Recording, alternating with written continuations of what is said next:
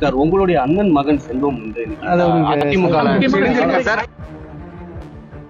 இன்னும் சில முன்னாள் அமைச்சர்கள்லாம் வந்து இணைய போறாங்க. நான் சொல்லி முடித்து விட்டால் அங்கே அவர்களுக்கு பல்வேறு இடர்பாடுகள் ஏற்படும். சார் பாண்டிச்சேரியில கியூஆர் கோட் முறையில வைக்கிறாங்க அந்த மாதிரி ஏதாவது பார்த்தீங்க கியூஆர் கோடை பார்த்தீங்களா இல்லையா? வீடியோலாம் காட்டினீங்க இல்லை? நான் சொல்றது மட்டும் சொல்லுங்க. உங்க டிவியில் என்ன வந்திருக்கு?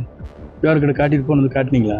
தமிழகத்தை பொறுத்தவரையிலும் இளைஞரின் எழுச்சி நாயகனாக இருக்கிற நாளைய தமிழகத்தை ஆளப்போகிற விஜய் அவர்கள் இங்கே வரவிருக்கிறார்கள். அதற்கான ஏற்பாடுகளை மாவட்ட நிர்வாகிகள், கழக தொண்டர்கள், பொதுமக்கள் அத்தனை பேரும் ஒருங்கிணைந்த அந்த பணிகளை நாங்கள் மேற்கொள்ள இருக்கிறோம். அதாவது புதுச்சேரிக்கும் தமிழகத்துக்கும் ரெண்டுத்துக்கும் முதல்வர் ஆக முடியாது, விஜய்க்கு இது தெரியுமா அப்படின்ற மாதிரி சொல்லியிருக்காங்க. ஏன்னா ஆளுநர் வேணா ஆகலாம், முதலமைச்சரான ஆக முடியாது. அது அவருடைய கருத்து.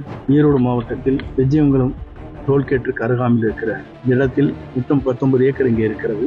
இந்த நிலத்தில் இன்றைக்கு இது ஆய்வு செய்யப்பட்டிருக்கிறது. இந்த இடம் சரியான இடம் என்பதை பார்வையிட்டிருக்கிறார்கள். இதற்கு பிறகு என்னென்ன விதிமுறைகள் இருக்கிறது என்பதை கடிதங்களாக எங்களிடத்திலே கொடுத்திருக்கிறார்கள். தமிழகத்தை பொறுத்தவரையிலும் இளைஞரின் எழுச்சி நாயகனாக இருக்கிற நாளைய தமிழகத்தை ஆளப்போகிற விஜய் அவர்கள் இங்கே வரவிருக்கிறார்கள். அதற்கான ஏற்பாடுகளை மாவட்ட நிர்வாகிகள், கழக தொண்டர்கள், பொதுமக்கள் அத்தனை பேரும் ஒருங்கிணைந்த அந்த பணிகளை நாங்கள் மேற்கொள்ள இருக்கிறோம்.